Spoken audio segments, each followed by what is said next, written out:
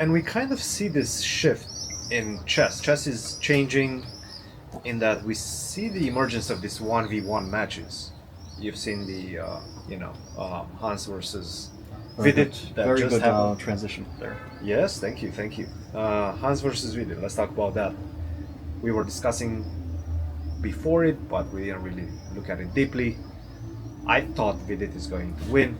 I don't know what you thought, but I thought it was close. Hans got it. Yeah, Hans won. I thought it would be close because it's blitz, and they're. I mean, Vidit's good at blitz, but Hans is also pretty good at blitz. He's good. He's a good blitz player, and I don't know. In classical, it would also be close, but in blitz, like, there's no way that it wouldn't be a close one.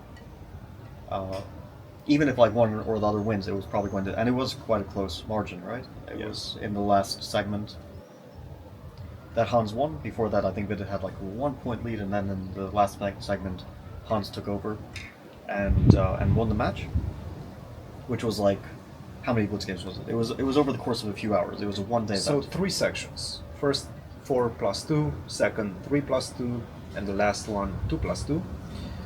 And I hope I'm not wrong in this regard, but basically you were counting the sections, not the overall points. Like if you win 2 sections, you win the match. Okay, that actually seems silly to me, like that part of it. Because, that's how they do it in tennis. Sure, you have sets. Sets, basically. But I don't know, in chess I don't know if it makes sense to do that. But okay, that's a system. But Hans I've won heard the it first before. one, Vidit the Vidit second, won and the Hans the 3+2, and 2+2 was all Hans. Because also in tennis, all the sets are identical in terms of the regulations, like how many points win a game. But if you're doing different time controls, then it's almost like playing a different type of game, slightly. So, I don't know. I would still count it point by point, but that's their system. Yeah, I think either way, Hans won. Like if you count it by points or by sets, Correct. That's what you want to call it. Yeah. So yeah, he won, and it was a 30-20 match.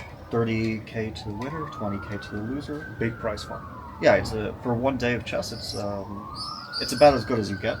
Like normally, top events, you can expect to get maybe an average of, if you're like getting 50% in Grand Chess Tour, maybe you get 30, 40K.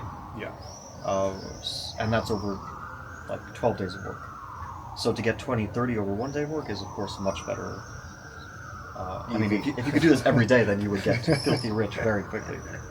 So that's a good payday.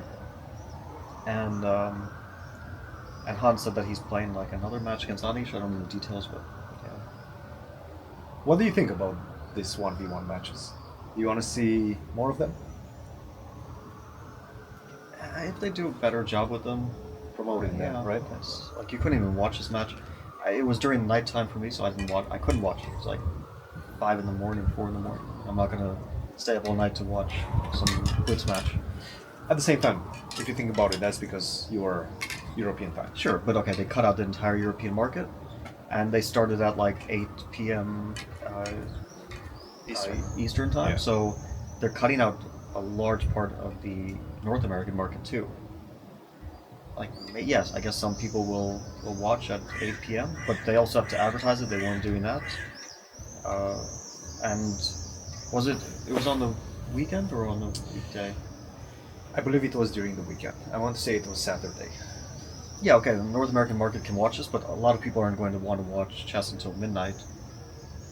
I mean, it's not really peak hours for watching. So, yeah, if you're Western time, I guess it's a bit better.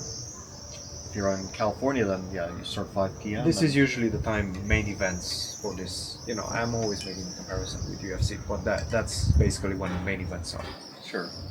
They still have to advertise it better. Like nobody knew it was Way going on. better. Holy smokes. The only way you could actually find out it was going on was through Twitter pods. And Chess-Based India. Yeah, but even Chess-Based India they hosted on their YouTube. They weren't like doing promotional work, advertising it beforehand. Yeah. And okay, Chess-Based India has a huge channel, so they have like 1 million subscribers, maybe 1.5 million. I don't know exactly, but they have a big YouTube. But they're capturing mainly one market. They're completely cutting off a major chess market. They're not advertising. The website was not. And I think it was also 6 a.m. in India or something like that. yeah, I guess 4 a.m., 6 a.m. people could India, watch, which is wake up and terrible. watch. But yeah, it wasn't. They didn't do it right, especially when you have some pretty prominent like football guys there. Yeah. Like Kyler Murray Uh-huh. was there, right? Yep. Who was like the main organizer from the I don't know American football too well. Yeah, me neither. Okay, I'm gonna find this. It was the Browns running back. Wait, let's see. So we're talking about the Universal Chess tour. Chess tour. I don't even know if you made a good point in one of our discussions. If you don't get it right the first time, Yeah, that's you the issue. invest so much money, you don't get a second chance. So It's okay. The money comes from these guys who can definitely raise a lot of money, like these NFL guys. mhm. They can raise a lot of money easily, or even they can put up their own money. It probably doesn't really put a dent. Amari Cooper. Amari Cooper, yeah. And but then they're not going to want to put the effort in if they don't see significant hype or numbers, because it's a lot of effort. It's like I was talking to Maurice, who was organizing Millionaire Chess, and it's like not just the money, but the amount of work that you put into an event, like Millionaire Chess, and then if you don't see like a really significant result from it, why would you want to put in all that effort? So you do want to get it right the first time.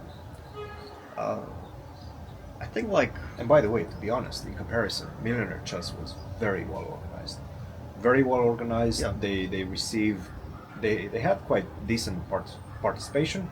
Strong players. Hikaru, yourself, Wesley, Ray won a once. lot of very strong players. Wesley won once. They did it right. Hikaru won once. They actually did it right. In But, my opinion. But okay, these tournaments don't necessarily make money. That's the other issue. Millionaire Chess, they put $1 million into the prize fund. That was like 50K first, but then they have the category prizes we talked about and so on and so forth. Actually, I saw Levy mentioned that we talked about category prizes, and he sort of agreed, and that the category prizes don't make sense in American Opens. And some people will disagree, right? Of but course. I sort of, yeah, I don't see why we have these huge category prizes, but it's not really an issue. It's not a hill I'm willing to die on. I don't care that much. But yeah, these tournaments, they very often lose money, especially if you're going the broadcast route. Like, let's say the World Open or something, they don't have expenses, right? I mean, They don't do any broadcast. No. there's no broadcast. They don't even supply boards or clocks or anything. They rent out a ballroom, I guess, and that's the extent of their. They don't give hotel rooms. They don't give conditions. But the thing about renting the ballrooms, generally the hotel gives you a deal on that. Like basically, they sometimes even give it to you for free, as long as you accommodate, let's say, 200 rooms in their You hotel. can probably do more than that. Yeah. Like World Open, yeah. Maybe you're giving the hotel significant business. And the ballroom usually comes for free. Sure. So they are just supplying the prize fund, and then a lot of that prize fund is guaranteed from the entry fees. Yeah. And very often, if they don't get sufficient entry fees, then only like a portion of it is guaranteed, like 40%, right, guaranteed or so. So these tournaments are money makers for the organizers. Now, that's the point. Like, would they be able to host them if they didn't have these big category prizes, which are paid for by charging people $200? And will people pay $200 if they don't get a chance at maybe a 5K first prize for under 1,600 or whatever it is, which is a question as well. So anyway, again, not an issue that I'm too invested in.